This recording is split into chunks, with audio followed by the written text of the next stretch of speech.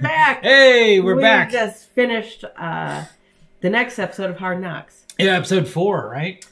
Yeah. We're Dean and Ann. We're going to review Hard Knocks episode 4, Miami Dolphins. Yeah. In season. Nope. Yeah. Close. All right. This episode, I think, was a different tone than the last one. Yeah. A little bit. A little bit. I felt like it started out like happy and positive, and then when we got to that passing practice, it got tense, and then okay. Yeah. Oh, we'll get to that. Like we'll definitely get to that. Yes. The practice definitely was foreshadowing. Yeah. Of the game. All right, so we started off with the Mostert family. Yes. Right? Going to the beach. Going to the beach. I wrote down the exact same thing. Beach family. Yep. That was cute. Yeah, it was. And then we jumped to Coach? Katie McDaniel. Yes. Oh, yeah. Yes. His wife, the coach's wife. Okay, the coach's wife. And their daughter. And daughter. What's her name? Did you get her name? I did not. But she is a firecracker. Yes. She is in charge. It was very cute to see them together. Yeah, it was good. And to see the coach be pretty silly. I felt like he popped up from behind the. Gotta take a little break from work. They were at the facility having lunch. Yeah. And then he came and played with them for a while, and the little girl was really awesome, bossing the film crew around. Yeah, we're telling them not to leave, which. Yeah, we're telling them where to stand and what to do. Stay here till we come back. But then we do get to practice. Or did you have something else before practice? Well, we had two on the Manning cast. Oh, yeah. It was just a brief, and they joked about the Tropic Thunder. He did a good job. Yeah, he was kind of I've never really seen him, but he's a bit of a dork. Which is great. I like dorks. Yeah. I like dorks too. Hey. Okay. So okay. What are you trying to say? Positive attitudes is what I wrote, and then tense practice. Yeah. So practice. This could just be that they're highlighting different things because they're filming all day, so they maybe just made the decision to show a couple. Do we need to reset because of a cat? I forgot about the cat. I didn't close the door when I came in. All right, let's do that and we'll pick up practice. All right, so talking about practice, it was I think they were foreshadowing because I think when they did the editing for this episode, the game had already been decided, and so I think they showed that they were having some trouble, especially in the the passing practice, and Tua made the comment that he just needs to get back out there. He said, "Strap up, I'm going to go back out," and then he made some good throws there. So I think there was just a little bit of foreshadowing by the editors. Yes. Yeah. Yes, I agree. What else you got for that? Yeah. For practice, not much. Okay. My next note is Alec Ingold. Yeah, Ingold. Yeah, the fullback. Mm-hmm.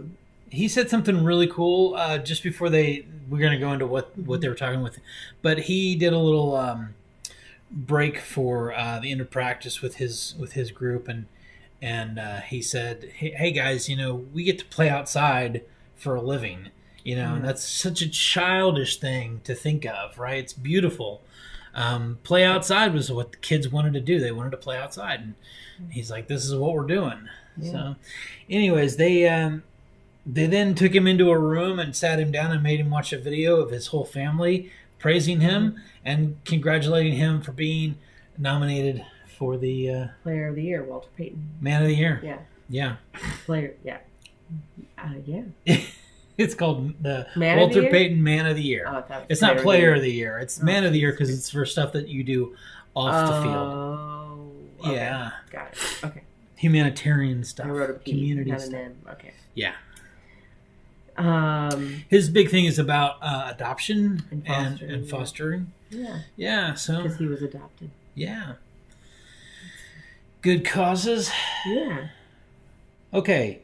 Then they showed the field, right? The sod field that's 50 miles north of Miami, and they're growing their own turf their own grass, and sod, they grow it out in this field, and then they chop it up and roll it up and haul it in on 32 flatbed trucks. Yes, I wrote to replace the field at the Hard Rock Stadium. That's an insane number of trucks. How many days do you figure that takes? I don't want to know. It takes a lot. I'm sure it's a lot of work. The man who runs the field is very proud of it. He's been, I wrote down, doing it for 21 years. Yeah, he's been there 21 years. 20 years. Sod. Pretty impressive. Yeah.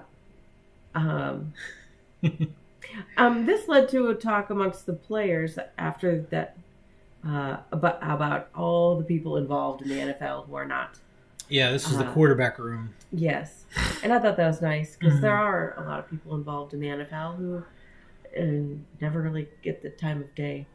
Yeah, Tua was talking to the other quarterbacks about how he went over during their laying down that sod, and he was there and he was watching them and talking to the workers, and he was just so impressed with how many people were over at the stadium getting ready for a game Monday night, which was still 4 or 5 days away, and he was just blown away by how many people were involved. So, yeah. Then we're really into the prepping for Titans. Yeah, Coach called them bullies. He said the Titans are bullies, and that was their kind of catchphrase all the rest of the week to get ready. These guys are bullies. We got to respond. They really were showing clips of that one guy who just strong arms people. Yeah. Yeah. Yes. Derrick Henry. Yes. Yes. Wow. I applaud you. Good job. Well, I was thinking King James, but that's a basketball player. This is King Henry, and here's a cat right here. All right, we might just leave that in. One thing I wrote down was, each group has their specific coach, and how we went through. So each of the coaches was getting saying something to their respective groups. Yes. And what I noticed was that they each seemed like a characterization of a coach for that group. Okay. Like a character, sure. Yes. In an appropriate way, because when they did the one and then they got to the linebacker coach, and he seemed exactly what I'd expect a linebacker to be. He was hardcore. I'm sure all these people are former players, most likely. Oh yeah, I think most of them are. So I mean, maybe it makes sense that. We left the cats in the room with us today, so it was a mistake. Maybe never again. Yes, I'm sorry. It was a mistake. He just wants to be involved. But he gave a pretty strongly worded pep talk with a lot of F words. A lot of bombs. Yeah, it was great. I love it. And I liked the shot of McDaniels in the back, just kind of like. I don't know. I can't do. No, he's just enjoying. Yeah, the enthusiasm. So then the other player that was really highlighted here was Duke Riley, who had to step into the leadership position on the defense. And they showed him several times during the game and during practice, going around and talking to individuals on the defense and saying, "Hey, we got to reset. We got to get ready. We got to do better." So he really stepped up and did a good job. And honestly, the defense on Monday night, they did amazing right up until the very last 5 minutes or so of the game. They were killing the Titans. Sacks. Strip sacks, pick six, all kinds of. I mean, and special teams did amazing too. So yeah, it was a good game, and I watched it live. It was interesting to watch it on Monday, and then Tuesday night watch the Hard Knocks version of it and their perspective, and it kind of helped me to have a different perspective on the game too. But yeah, their defense was doing a great job. I agree. Yeah. I did not watch the game live, so this was all a surprise to me. Yes. You knew that they'd lost. Yes, I knew that they lost. That I knew. Yeah, and there's some injuries. There's some key injuries. Yeah. Or there were during the game. Might be some players out for the season. I think Tyreek Hill will be back. I think he's going to be okay. Yeah. Let's hope, because he's such a difference maker for that team. Yeah. They do need him. Yeah. They got some tough teams coming up. Jets next, but that's not a tough team. But then they've got, I think, the Eagles and Cowboys. I don't remember. But they mentioned they had 4 home games and 1 away game. Yeah, so the next 4 games, they have 3 at home, and I think that included that one. Yes. So now they've got 3 more games, 2 at home. So, yeah. They're playing for the number 1 seed. They might have lost it. The number 1 seed would have given them home field advantage through the playoffs, but they might have lost that. Just depends on how other things go down.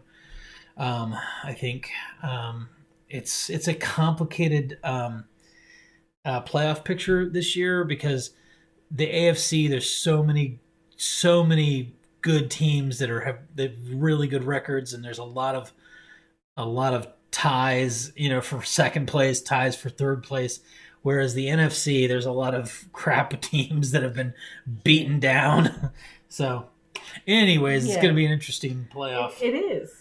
It always is. Yeah. All right. Yeah. I think that's all I wrote. Yeah. They ended with some shots of some really good looking cake. Lots of good cake. Good cake porn. Yeah. Yes. All right. Well, it was fun watching it with you. Yeah. It was good. It was a good episode. I like the Dolphins. They're a fun team. Yeah. A lot of characters. A lot of fun people, like interesting people with positive attitudes. There's not a lot of, not a lot of negativity in this presentation. Yeah. Yes, they're all very positive. So let's hear your comments. Put your comments down. Mm-hmm. Let us know what you thought of this and what you think of the team and how they're doing. And like and subscribe. Yes. You were going to say that. I was. Oops. Stole your thunder. That's okay.